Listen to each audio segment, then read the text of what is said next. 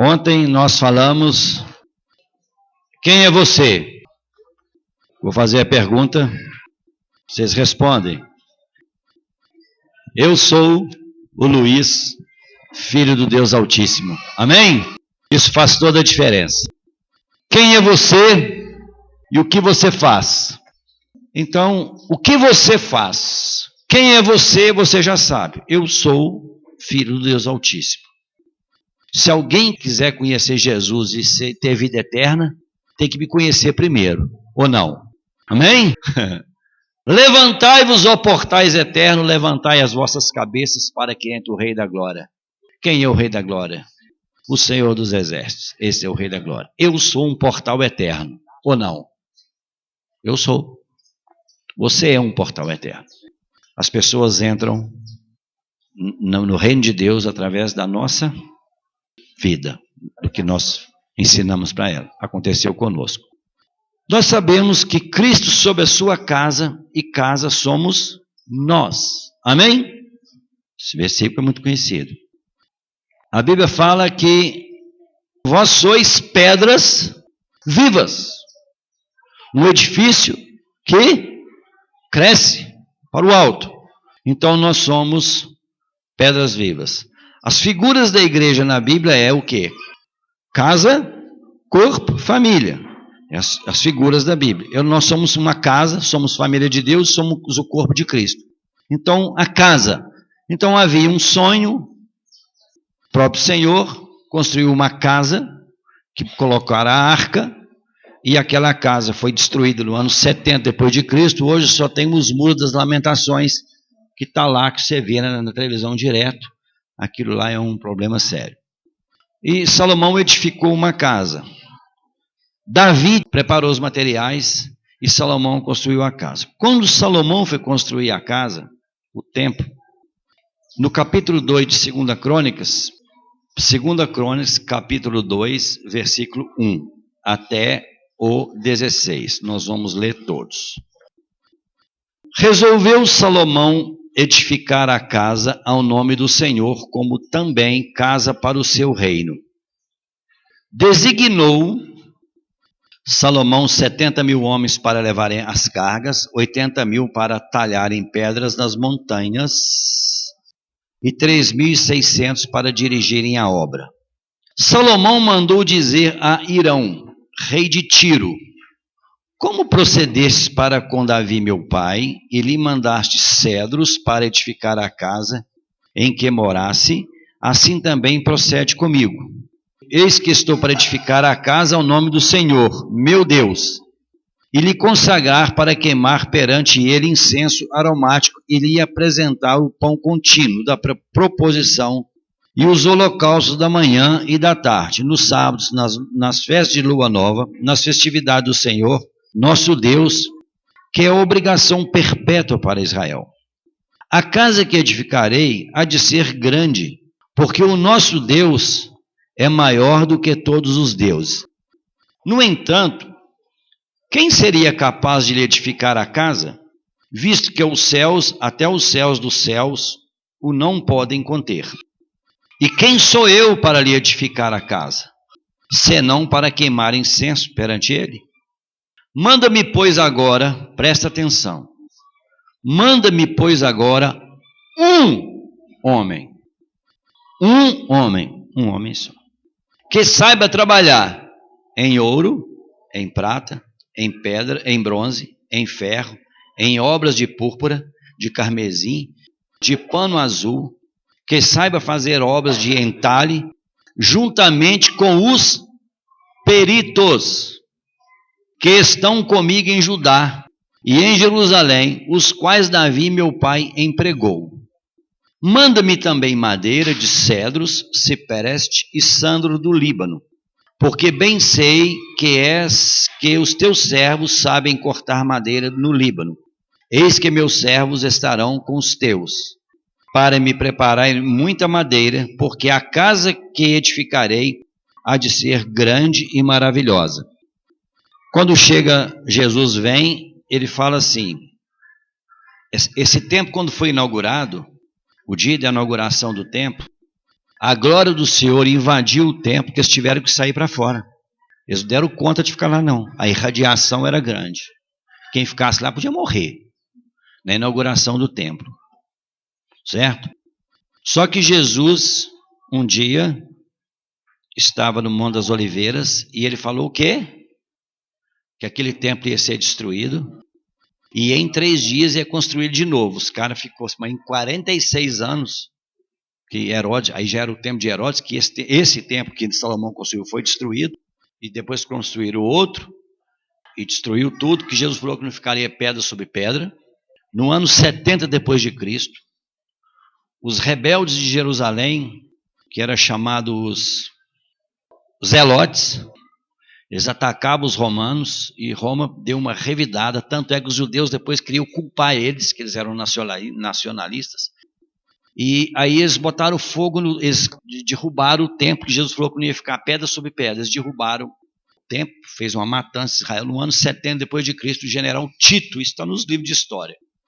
Aí Jesus falou que não ficaria pedra sobre pedra, eles viram que tinha muito ouro, e eles tinham botado fogo, aí eles foram remover as pedras, porque o ouro derreteu nas juntas, eles foram derribou todo o templo para tirar todo o ouro, não ficou pedra sobre pedra, e Jesus disse, e ele falou assim, eu vou construir esse templo em 3 dias, aí Jesus ressuscitou, e Cristo sobre a sua casa, e casa somos nós.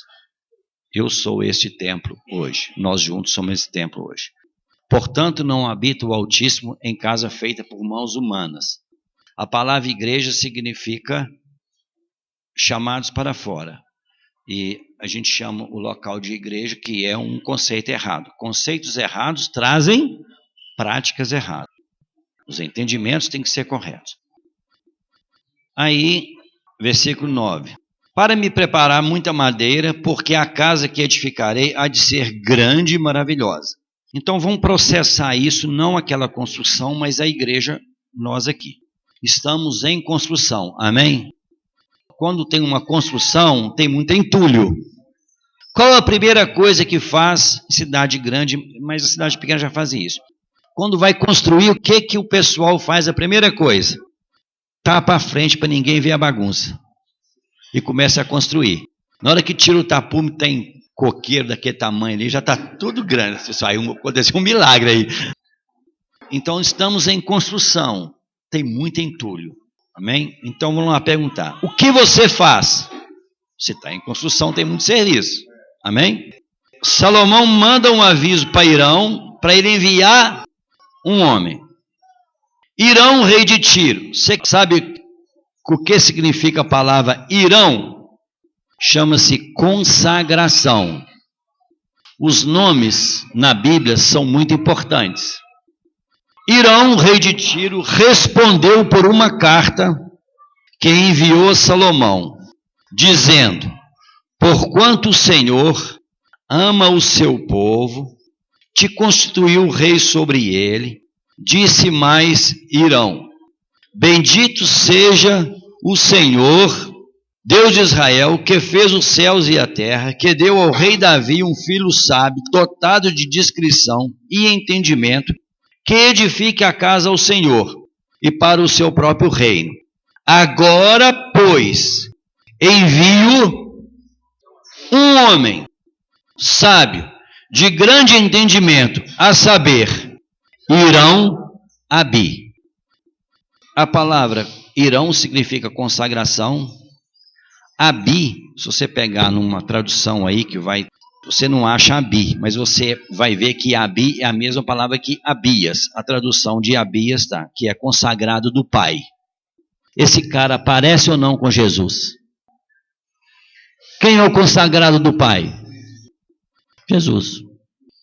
Ungido, consagrado do Pai. Este é meu filho amado. Deus enviou um único filho. Amém? O primogênito de muitos irmãos. Só a igreja, uma família não consegue ter vários primogênitos. Pode ser gêmeos, mas um sai primeiro. Pode ser de cesárea. Um sai primeiro.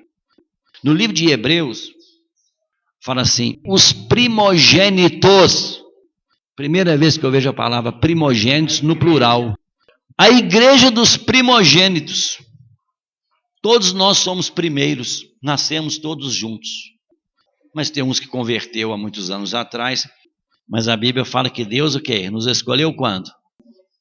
Por isso que nós nascemos no mesmo dia, na mesma hora. Amém? Dá para você entender quem você é? Aí, ele mandou o consagrado do pai, que era Abirão, um homem só, para ajudar, edificar, ensinar os outros a fazerem. Parece com a igreja ou não? Jesus veio, concedeu dons aos homens, uns para, outros para, cada um faz uma coisa. É diferente. Amém? A edificação da igreja, cada irmão faz uma coisa diferente que você não faz. Tem coisas na vida da igreja que você não vai fazer nunca. E tem irmão que está lá e faz. Amém? E tem coisas que você faz que ninguém vai fazer. Então estamos construindo o templo. Ele envia um homem, Irão Abi, que é o próprio Jesus. Um só homem para ensinar os outros. Filho de uma mulher das filhas de Dan, ele era meio judeu e meio de Tiro. Tiro era uma região lá, mais para o lado do Egito, né? Ele sabe lavrar em ouro, em prata, em bronze, em ferro, em pedras e em madeira, em obras de púrpura, de pano azul e de linho fino, e em obras de carmesim, e é hábil para toda boa obra de entalhe e para elaborar qualquer plano que ele se proponha, juntamente com os teus peritos. Mudaram o nome de perito agora, né? Ninguém fala mais eu sou perito, fala o quê? Sou expert. Mudaram o nome de perito. O que é um perito? O perito é uma pessoa habilidosa com o que vai fazer, ela domina o que faz. Ela olha para aquilo, ela sabe onde começa, onde termina, a ferramenta que usa e tem o discernimento se está ficando bom, se está ficando ruim. E ele é uma pessoa confiável. Você tem um carro estragado, se eu conheço um mecânico que é perito em elétrica. Você entrega para ele o que ele falar, você manda fazer. Perito é essa pessoa, confiável. Aí ele fala assim, eu vou mandar ele, juntamente com os teus peritos e os peritos de Davi, meu senhor, teu pai. Tinha dois tipos de peritos. Os peritos da época de Davi, que eram os mais velhos, e os peritos dos dias de Salomão, que eram os mais novos. No versículo 10, Salomão fala assim, aos teus servos cortadores de madeira, darei 20.000 coros de trigo, batido, 20.000 coros de cevada, 20.000 batos de vinho e 20.000 batos de azeite. Vamos ver o valor do pagamento. Para os seus trabalhadores que vão cortar as árvores, eu fornecerei 2.000 toneladas de trigo, 2.000 toneladas de cevada, 400.000 litros de vinho e 400.000 litros de azeite. O irmão calculou para mim aqui, mas isso aí depois vocês podem procurar em casa que vai achar. 9.000 toneladas de trigo e 9.000 toneladas de cevada. 440.000 que está próximo dela, litros de azeite e 440.000 litros de vinho. Você sabe o que é 440.000 litros de vinho? Pode pôr na caixa d'água. 440.000 litros de azeite. Mais a cevada e o trigo foi o pagamento. Ficou caro só essa mão de obra aí. Agora, pois, mande o meu senhor para os seus servos, trigo, aí cobrou, né? Azeite, o vinho, o que falou. E nós cortaremos tanto madeira do Líbano, quanto houveres mister, o faremos chegar em jangadas pelo mar a Jope, e tu farás subir a Jerusalém. 17.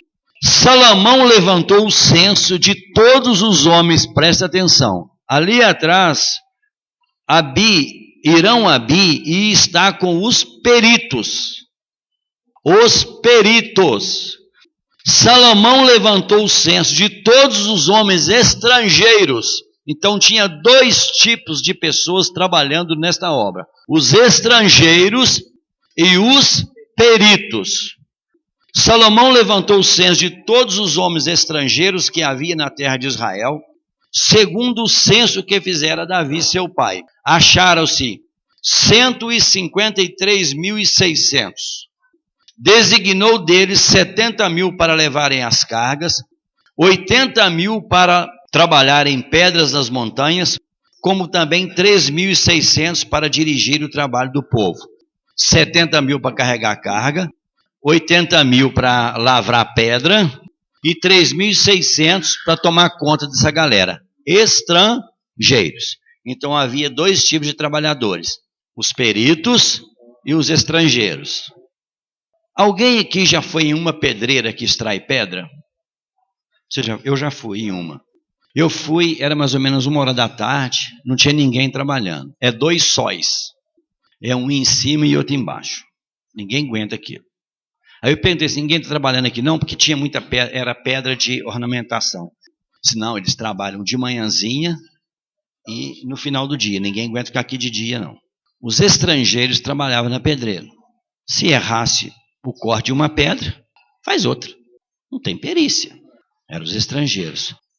Por que Salomão mandou os estrangeiros para a pedreira para fazer esse tipo de serviço e até os tomadores de conta?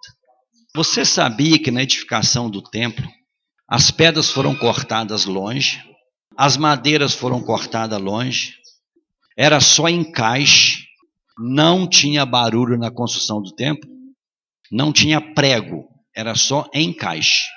Quem fazia isso eram os peritos. E os estrangeiros trabalhavam no serviço árduo. Por que Salomão fez isso? Vamos fazer uma análise de estrangeiro. O estrangeiro está num país, ele foi ali para criar uma oportunidade. Eu não estou em Cristiano Ottoni por uma oportunidade. Eu sou de Cristiano Ottoni. A gente estava conversando aqui dos nordestinos. Eles vêm, trabalham por aqui, mas o sonho dele é o quê? Voltar para lá. Lá é uma pobreza, mas eles gostam, eles são de lá. Eles estão aqui para pegar o deles. O dia que não der mais, ele muda, vai para outro lugar.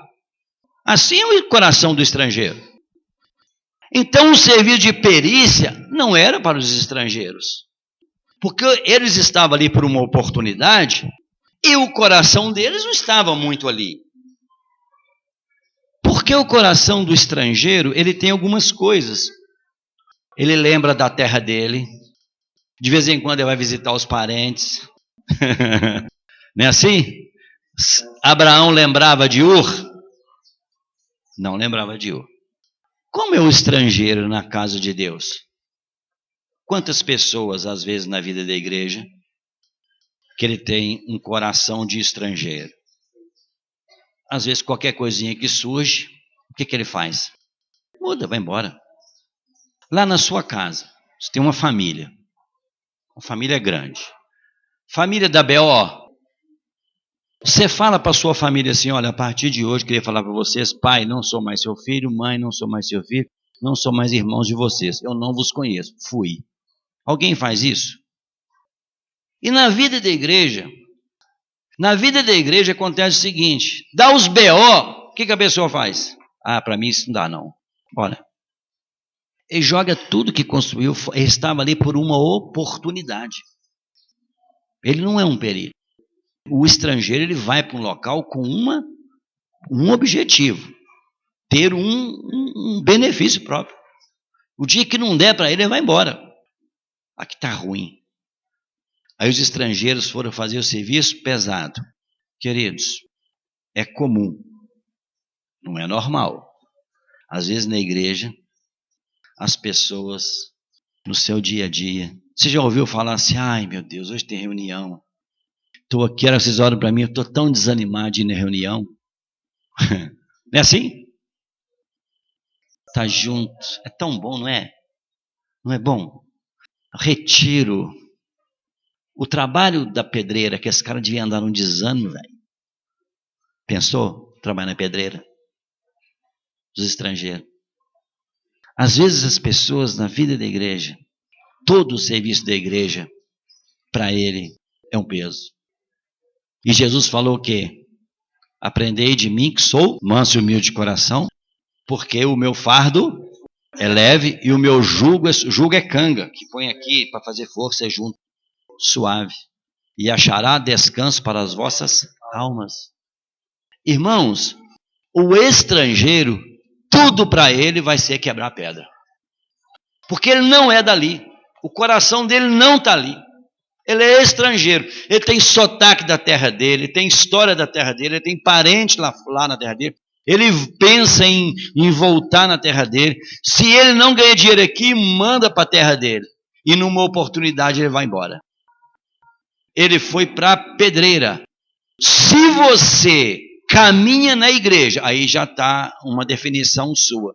Se você caminha na igreja, as coisas da vida da igreja é pesado para você, pode saber que você está trabalhando na pedreira. Você é um estrangeiro. Mas as coisas da igreja são agradáveis, muito agradáveis. O estrangeiro, irmãos, não é bonito não. Quando Deus tirou o povo do Egito, que eram os descendentes de Abraão, veio muitos estrangeiros com eles. Eles vieram dando B.O., eles saíram por uma oportunidade. Mas o coração deles não estava no Senhor, o coração deles estava na oportunidade que eles tiveram. Eles foram dando B.O. toda a vida, até serem eliminados, junto com os que foram contaminados. Então é uma definição. O ano passado nós falamos que nós éramos os improváveis. Agora nós vamos falar, esse ano nós somos os peritos. Mudou bastante, concorda? Melhoramos de vida, né? Somos peritos, nós não somos estrangeiros. Eu não sou estrangeiro. Lá em Efésios fala que quando éramos estrangeiros e peregrinos, não somos mais, nós fazemos parte da família. Nós é que somos descendentes de Abraão de fato. Nós é que somos. Eu sou filho de Abraão na fé. Ele é o pai da fé e eu sou filho da fé. Amém? Então eu não sou mais um estrangeiro no corpo de Cristo, na família de Deus. Eu sou um perito. Eu sei fazer o trabalho de habilidade. Então nós entendemos aqui que os estrangeiros foram para a pedreira. Aí nós vemos os peritos. Irmãos, vejam bem. O perito, primeiro que você não precisa de mandar ele fazer. Ele vê. Nós fomos no último retiro lá em Chapéu e estava lá o Cláudio e estava um irmão que é eletricista. Como é que ele chama? Era o Toninho? Não, tinha um eletricista lá. Aí o Cláudio observou que tinha uma escada de ferro com uma iluminação, alguém tomou um choque. O que eles fizeram? Eu não sabia, eu vi eles mexendo, fui lá saber o que era. Aí eles, como bons peritos, ele desativou toda a iluminação da piscina e toda a iluminação da escada e lá no banheiro arrumou um monte de coisa que estava lá gambiarrado. O perito, você não precisa de pedir ele para fazer as coisas. Ele vê o problema e ele vai lá e resolve. Quando uma pessoa, da agora para frente você vai medir as suas palavras. A igreja está com muitos problemas. Quando você fala isso, você assinou um documento de estrangeirice. Todas as vezes que você vê defeito na igreja e você apontar o defeito e falar o defeito e não resolver, você é um quebrador de pedra. Estrangeiro. O que faz o perito? É o trabalho de perícia para edificação. Mandaram um homem para ensinar os peritos. Jesus veio e a Bíblia diz que ele distribuiu dons aos homens e ele é tudo em todos. A minha parte eu faço, mas tem muita coisa que eu não faço. Os irmãos aqui fazem. Todos os irmãos fazem. Amém. Próxima vez que você fala assim, a igreja Tá, você é estrangeiro.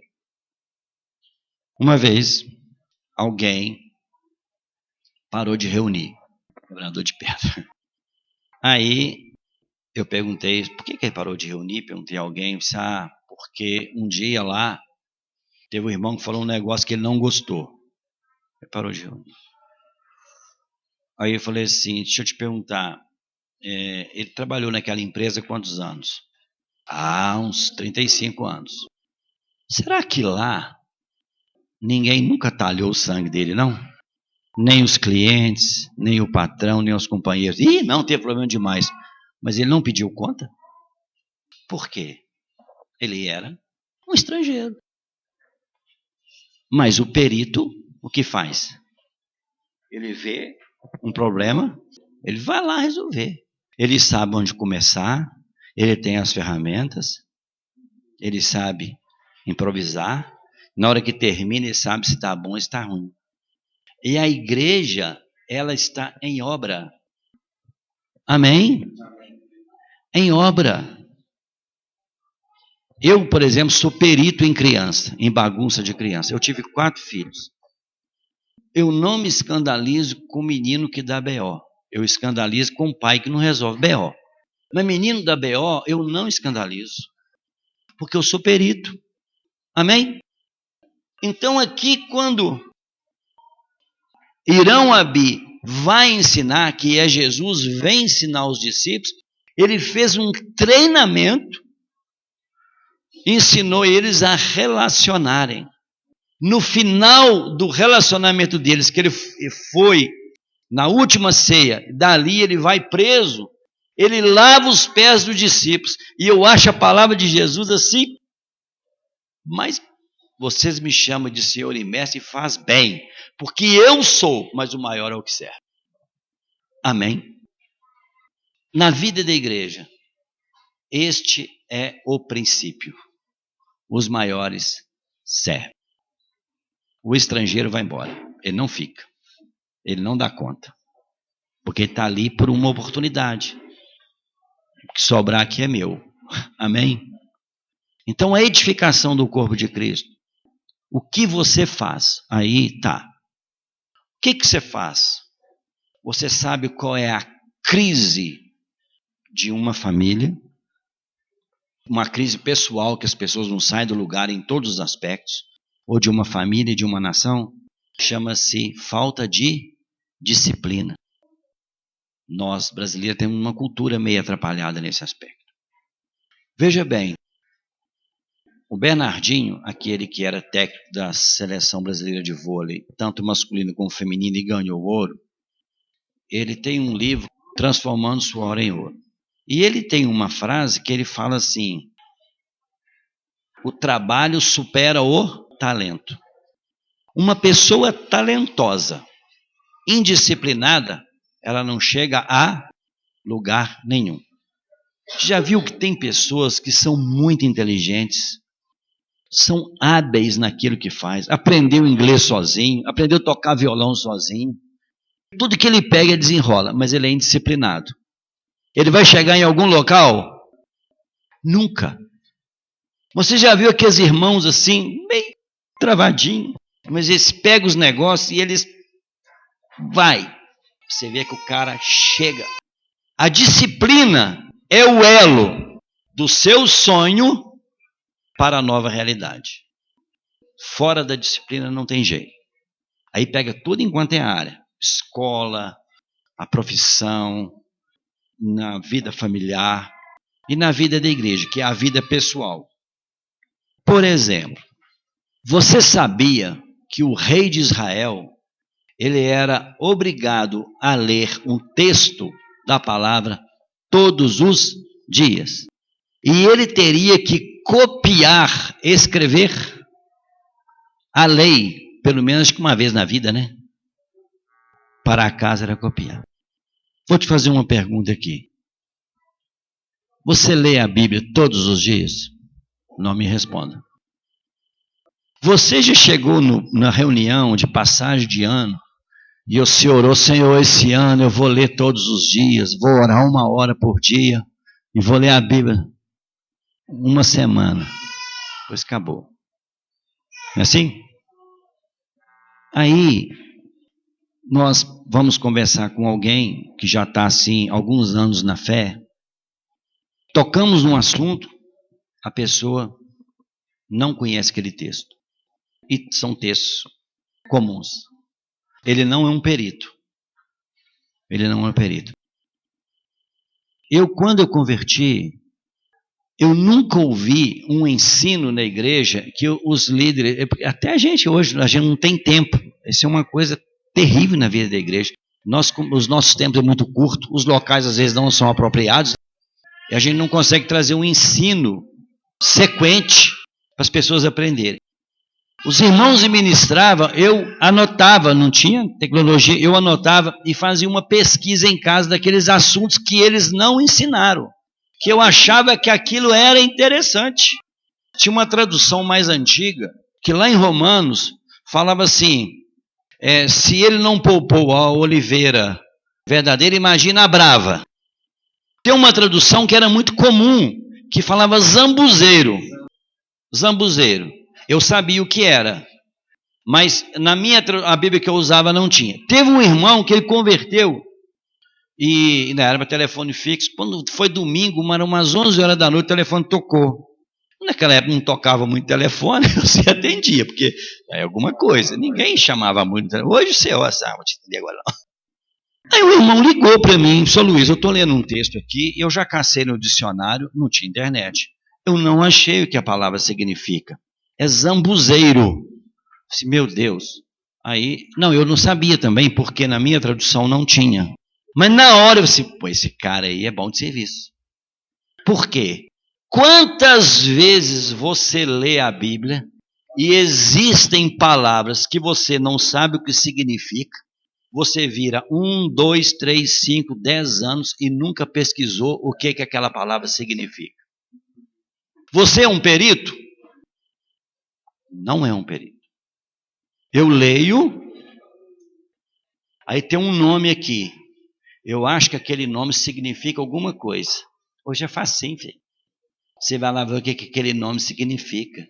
Assim, tá vendo? Abirão, Jesus. O perito, ele está na construção do templo junto com Abirão, porque eles eram homens experimentados, desde a época de Davi até Salomão. Então, a disciplina a palavra discípulo, disciplina é a mesma raiz. O problema das pessoas é que elas são indisciplinadas e já começa na palavra. O que o Salmo 1 diz? Lê o Salmo 1, Vanderlan. Bem-aventurado aquele que não anda no conselho dos ímpios, não se detém no caminho dos pecadores, nem se assenta na roda dos zombadores ou escarnecedores. Pelo contrário, seu prazer está na lei do Senhor, e na sua lei medita dia e noite. Está errado você ter amigo? Está errado certos amigos. Está errado o seu lazer? Não. Está errado você sentar na roda dos escarnecedores. Não tem nada de errado o lazer. Muito pelo contrário, devemos de ter. Mas antes, o seu prazer é meditar na lei do Senhor de dia e de noite. Já aconteceu com você, de você abre a Bíblia, assim, está lendo um livro, e chega um texto, você lê, e você começa a sair lágrima no seu olho. Já aconteceu? Tem coisa mais gostosa. Na hora que eu estava lendo 2 Crônicas, eu falei, gente, aqui tem coisa. Aqui tem riqueza. Mas aqui não tem pouca riqueza, não. Irmão, antes o meu prazer está na lei do Senhor de dia e de noite. Porque eu sou um perito. Amém. Veja bem, eu vou ler a Bíblia. Irmão, você não precisa ler um capítulo por dia. O Bernardinho fala, se o cara fala que vai correr, fazer exercício, aí ele começa a correr hoje, corre 5 quilômetros, ele morre. Não é 5 quilômetros, você não vai aguentar correr 5 quilômetros todo dia, corre meio quilômetro. Ele é engraçado para falar, né? Está no YouTube essa palestra dele. Corre meio quilômetro. Mas que corra todo dia, que seja meio quilômetro. Que você leia meio capítulo por dia. Mas que você aprenda, você estude a palavra. Você conhece algum alfaiate? Você conhece alfaiate? Os alfaiates. Primeiro você sabe o que é alfaiate? O alfaiate era aquele homem da cidade que costurava, fazia roupas para homem. Quando eu era menino, não tinha roupa pronta. Você comprava as peças e fazia. Era normal você ver uma família, os menininhos, tudo com a mesma cor. Comprava uma peça de pano e fazia para a galera toda. Tinha o alfaiate, e a costureira fazia roupa de mulher. O alfaiate fazia roupa de homem, não é isso? Você conhece algum alfaiate? Até costureira sumiu. Por quê? Porque ele não tem cliente. Ninguém manda fazer roupa mais. Ele saiu de cena, ele passa fome. Qual que é a maior dificuldade da igreja? Os mestres da igreja estão sumindo. Os mestres estão sumindo. Por quê? A clientela foi embora. Esdras, ele foi ler o livro da lei, ele ficou quanto tempo lendo o livro da lei? E o povo em pé. Amém. Eles usavam assim, amém, e falavam o quê? Louvava o Senhor. Amém, e louvava o Senhor. E ele lendo o livro da lei, porque eles tinham achado o livro da lei que tinha sumido. Sumiu a Bíblia. E eles choraram, porque eles tinham coisa ali que ele tinha gente que nunca tinha visto falar. Paulo foi dar um ensino, o cara caiu da janela e morreu. Acabou a reunião. Paulo foi lá e ressuscitou o cara. O Homem do Céu, você já leu o livro O Homem do Céu? Você conhece o autor pessoalmente, ele veio em Belo Horizonte. No livro O Homem do Céu, quando ele veio para o Ocidente, ele ficou bravo por causa das reuniões da igreja, que eles gastavam meia hora de pregação. E as pessoas ficavam impacientes. Porque lá na China, até hoje, foi preso um padre ontem, porque não aceitava a intervenção do governo. Se você ler o livro Homem do Céu, você vai ficar doido. O cara andou não sei quantos quilômetros para conhecer uma Bíblia. E o cara que tinha... Já leu o Homem do Céu? O cara que tinha a Bíblia ficou receoso de mostrar para ele, que achava que era espião. Mas ele queria ver uma Bíblia, que ele nunca tinha visto uma Bíblia. Olha que tristeza. E o cara está vivo, tá? Isso não é 1530, não. Sabe como que eles estudam a Bíblia lá? Eles se reúnem, cada um memorizou um pedaço e recita. Até hoje, cada um fala um pedaço. Ele ficou bravo do tempo que eles gastavam para estudar a Bíblia juntos, quando estavam ensinando. Porque lá, escondidos, eles ficavam horas. O perito, ele não nasce perito. Ele aprende com alguém. Aí ele vai fazer. A edificação da igreja é feita com psicologia ou com ensino da palavra? Ensino da palavra. Esdras capítulo 7, versículo 10. Porque Esdras dispôs no seu coração, dispôs, é mesmo que disciplina, a buscar a lei do Senhor, para cumprir e para ensinar. 4 palavras: disposição, buscar, cumprir e ensinar. Essa é a sua tarefa de perito. Não tem como ser invertido. Então, se você é uma pessoa que não se importa em aprender a palavra, você corre um sério risco de virar um estrangeiro.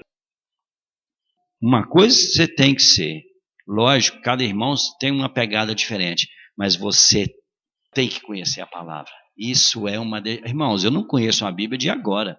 Nosso Luiz irmãos, tem 35 anos que eu estudo a Bíblia. Se eu não virar um perito, está ruim. Mas eu conheço pessoas de anos e anos que não conhecem a Bíblia. Ele nunca quis ser um perito. Quem é você? O que você faz? Eu sou um perito das coisas espirituais. Às vezes eu pego uma irmãzinha assim, aquela palavra que você ministrou, eu ouvi 2 vezes.